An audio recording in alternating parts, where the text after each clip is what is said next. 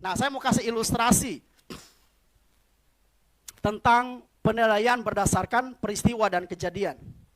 Ada seorang bapak, dia pelihara kuda dan kuda ini kuat, kuda ini tangkas dan kuda ini juga pintar.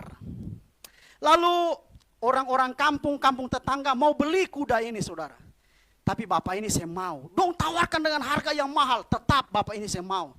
Dong bilang begini, Bapak, kenapa Bapak tidak mau jual kuda itu? Ini kami sudah kasih harga yang sangat mahal ini. Kenapa Bapak tidak mau? Bapak itu bilang, ini kuda ini bukan cuma sekedar hewan, binatang. Tapi ini sudah jadi beta pun sahabat.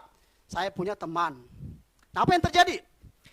2 hari setelah mereka mau beli kuda itu dan Bapak ini tidak mau ambil. Tiba-tiba kuda ini hilang. Hilang, saudara. Wih, tetangga-tetangga itu datang. Tuh Bapak. Coba kalau Bapak sejual kuda itu, Bapak yang rugi. Sekarang Bapak yang jual kuda, Bapak pun kuda hilang, Bapak tidak beruntung. Toh, saudara? Lalu si Bapak bilang begini, atas dasar apa kalian bilang saya tidak beruntung? Iya, karena Bapak punya kuda sudah hilang, Bapak juga tidak ada keping. Sudah, saudara. 4-5 hari setelah peristiwa itu, kuda itu datang, saudara. Dan kuda itu datang bukan cuma sendiri, dia bawa dia punya teman-teman. Wih, waktu kuda itu datang, dia teman-temannya, tetangga-tetangga ulang datang. Ih, Bapak paling beruntung ternyata kuda itu hilang, tapi kuda itu juga bawa berkat buat Bapak. Si Bapak bilang begini, atas dasar apa kalian bilang saya kuda ini datang bawa berkat? Kalian terlalu cepat membuat kesimpulan. Kuda saya hilang, kalian bilang tidak beruntung. Sekarang kuda datang bawa teman-temannya, kalian bilang saya beruntung. Ya, Bapak sangat beruntung karena kuda itu datang sendiri, datang dengan teman-temannya. Bapak itu tenang-tenang saja. Apa yang terjadi, saudara? 3 hari kemudian anak dari Bapak ini naik kuda.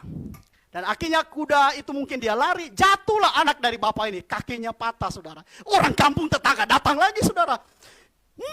Tuh, kata saya bilang tuh, itu kuda itu bawa sial, buktinya Bapak pun anak itu kaki patah. Bapak bilang, kamu cepat sekali buat kesimpulan. Sudah mau beta pu anak, mau kaki patah, itu beta pu urusan. Nah, 6 hari setelah peristiwa itu, saudara, kaki dari Bapak ini pu anak patah. Ternyata di kota itu diumumkan cari anak-anak muda sampai di desa-desa untuk pergi berperang melawan penjajah-penjajah, saudara. Tapi anak dari Bapak ini tidak dipakai karena kakinya patah. Akhirnya tetangga-tetangga datang lagi. Ih, Bapak paling beruntung Bapak pun anak tidak ikut berperang. Katong pun anak ini sio dompi berperang belum tentu dong selamat. Saudara-saudara lihat dari peristiwa ini. Waktu kita baca ilustrasi ini kadang-kadang katong seperti itu. Begitu lihat peristiwa langsung buat kesimpulan. Betul? Seolah-olah katong lebih hebat dari Tuhan. Begitu ada kejadian langsung buat kesimpulan. Mari saya bilang jangan cepat-cepat buat kesimpulan terhadap peristiwa apapun yang saudara alami. Amin. Kalau Anda hari ini sakit jangan langsung buat kesimpulan Tuhan sing dengar beta. Jangan. Tuhan sing sayang beta. Jangan. Berserah kepada Tuhan. Anda mengerti rencana Tuhan yang besar atas hidup saudara. Amin. Masih mau lagi satu ilustrasi, saudara. Sekarang saya siapkan khotbah ini, saya cari ilustrasinya. Nah, sama ini, seorang bapak dengan anaknya juga mau jual mereka punya kuda di pasar. Karena mereka punya aset so habis. Tinggal rumah dan kuda ini satu-satunya dong punya milik. Nah, untuk melangsungkan dong punya kehidupan, satu-satunya cara jual kuda. Untuk mereka punya keperluan hidup selanjutnya. Karena dong mau jual ini kuda kan, akhirnya bapak dan anak tidak naik kuda tersebut. Mereka tuntun kudanya. Pasti tengah jalan dong bilang begini, Pak, kasihan Pak, bapak pun anak itu bajalang. Kasih naik sudah di atas kuda lah. Bapak jalan lah, bapak pun anak yang naik kuda. Orang bapak ini ikut nasihat orang yang mereka temui di jalan. Akhirnya anak ini dinaikkan ke atas kuda. Jalanlah bapak ini, anaknya di atas kuda. 2 kilometer setelah itu mereka ketemu lagi dengan orang. Orang bilang begini, dasar anak tidak tahu diri. Masa dia pun papa suruh berjalan lah, dia enak-enak naik kuda. Akhirnya bapak ini dengar. Setelah bapak ini dengar, daripada nanti jadi buah bibir, loh kok, nak turun sudah, nanti papa yang naik. Saya bajalang. Setelah bajalang ketemu dengan orang lain. Dasar orang tua tidak sayang anak. Masa orang tua naik kuda dari anak itu tinggal ada bajalangmu. Memang orang tua terhadap otak sama sekali. Lalu bapak ini bingung. Anak naik kuda salah, beta naik kuda salah. Akhirnya bapak bilang begini, mari sudah nak, katong dua naik kuda sama-sama, supaya jangan katong salah lagi. Dan dua naik kuda sama-sama saudara. Sementara naik kuda sama-sama, kuda pada orang lain. Memang papa dan anak sama saja. Kuda so kurus saya baru dan dua naik akang. Coba lihat saudara. Sering tidak saudara alami begitu? Saudara perlakukan orang seperti itu. Orang lihat saudara, orang langsung buat Ibu Ona pakai baju batik, corak di atas corak, dia bilang, ih paling norak Masa sudah atas corak di bawah corak lagi? Lah suka-suka Ibu Ona. Amin. Sampai masalah lipstick saja ribut saudara. Antua itu tuh, masa kulis begitu, dia baru pakai lipstick warna begitu. Ih, yang beli lipstick dia punya uang kok. Cobalah saudara, jangan, katong kadang-kala hidup ini seperti wasit. Mondar-mandir cari kesalahan. Tuh wasit kan begitu saudara. Lari sini, lari sana, apa? Cari kesalahan. Saya mau bilang saudara yang di rumah, jangan hidup ini kayak wasit, mondar-mandir, apa? Cari kesalahan orang. Ada kata bijak bilang, kalau Anda menghabiskan waktu untuk cari kesalahan orang, Anda tidak punya waktu untuk menemukan kesalahan sendiri. Camkan itu baik-baik. Sekali lagi kalau Anda menghabiskan waktu cari kesalahan orang, Anda akan kehabisan waktu. Tidak ada waktu untuk mengoreksi diri. Karena waktu Anda habis terkuras. Begitu buka mata, beta mau lihat. Dia keluar ini pakai baju apa. Dia ikut saudara dari belakang. Dia ikut. Coba saudara, stres dah orang ini. Tetangganya pakai baju kuning, dia yang sakit hati. Tetangganya pakai baju putih, dia yang sakit hati. Aduh, tambah COVID lagi baru. Aduh. Ada tetangga mau pakai baju apakah? Mau dia pun emas sampai di sini, sampai gigi lagi emas, kasih biar saja. Satu kali itu ada orang dia di pasar ini saudara. Lalu yang jual ini juga kebetulan dia pasang gigi emas. Lalu orang yang datang ke pasar ini dia tanya, Ibu berapa ini harga tomat yang rica? Nah dia mau saya tunjuk dia pun gigi. Dia bilang gini, harga tomat 1 kilo itu 50.000. Dia pernah kasih tunjuk tuh dia pun gigi emas. Lalu yang tanya juga tidak mau kalah, dia pun tangan pun udah emas. Oh kalau bawang putih, bawang merah ini harga berapa?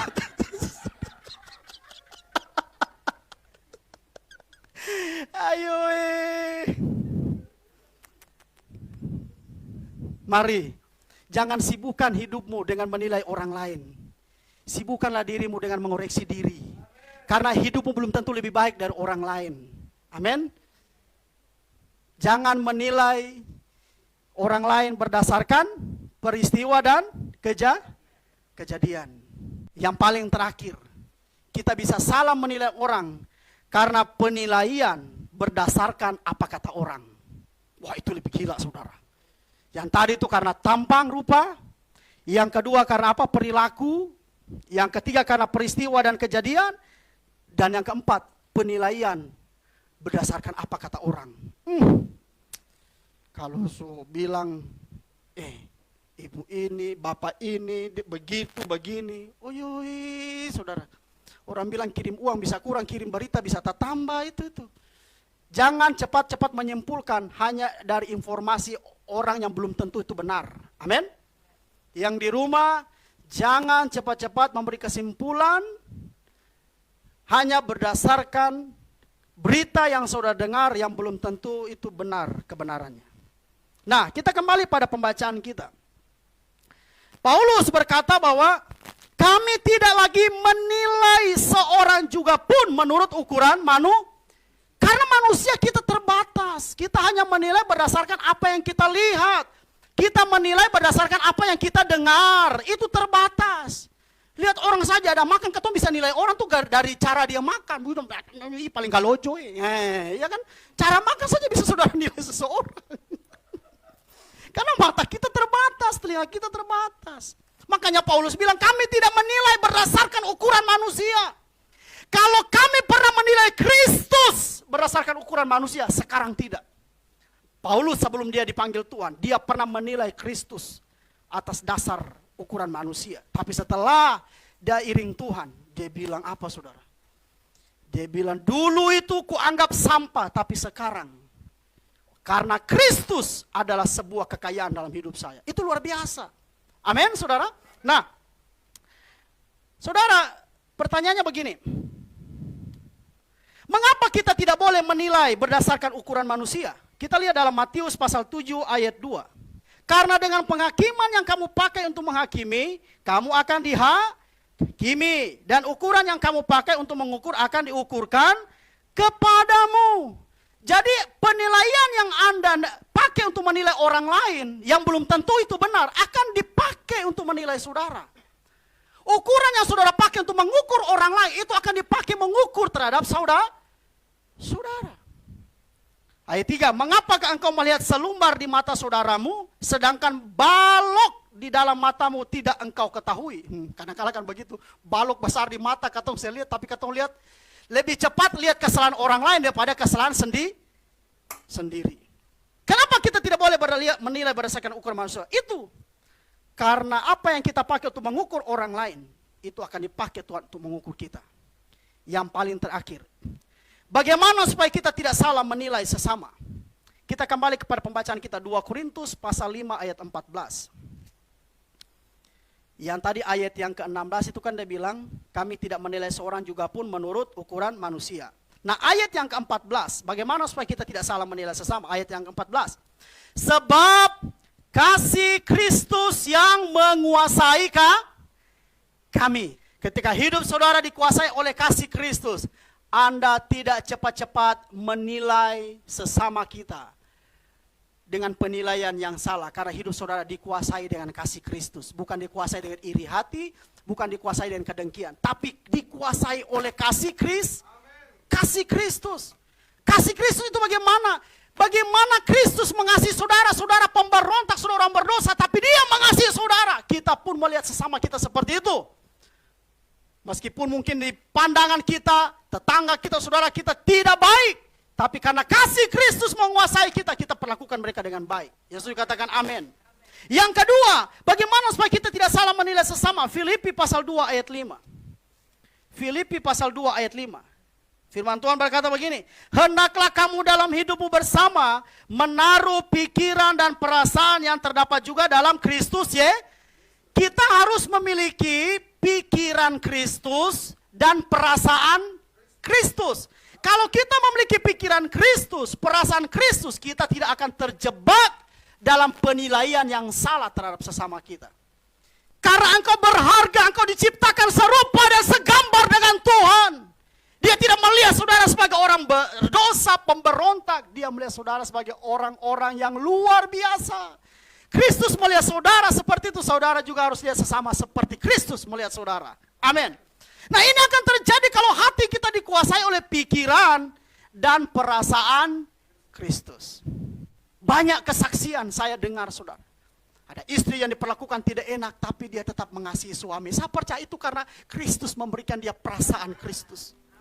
Mampu mengasihi sesama meskipun disakiti. Karena apa? Perasaan Kristus.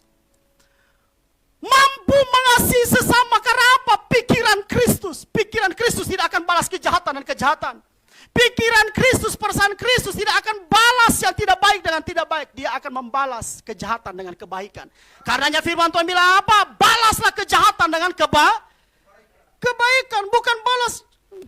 Saudara kadang-kadang bilang, sebelum tahu beta, aduh sayang beta su bertobat. Kayak dia ada masa menyesal ada bertobat, saudara. Pernah begitu?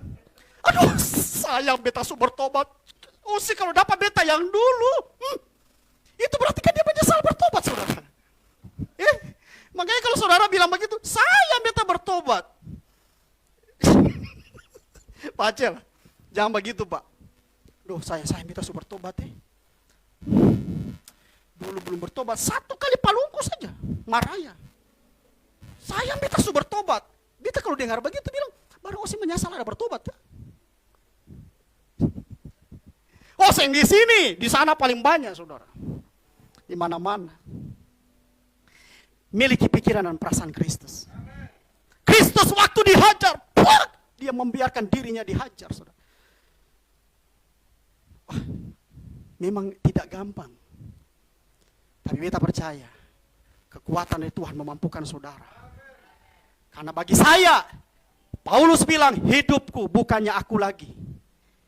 Kadang-kala kan yang lama suka muncul. Yang lama bilang begini, coba sedikit dulu, makanya saya terlalu diam jadi saya pun laki bikin-bikin terus. Coba sedikit-sedikit, baterai sedikit dulu supaya. Itu kan setan pun suara itu saudara. Amin.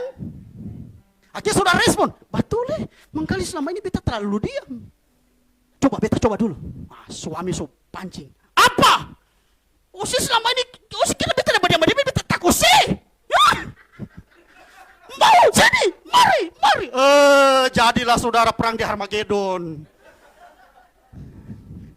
Lalu apa yang terjadi? Setelah itu saudara lakukan itu, baru saudara masuk di kamar. Tuhan Yesus, itu paling salah.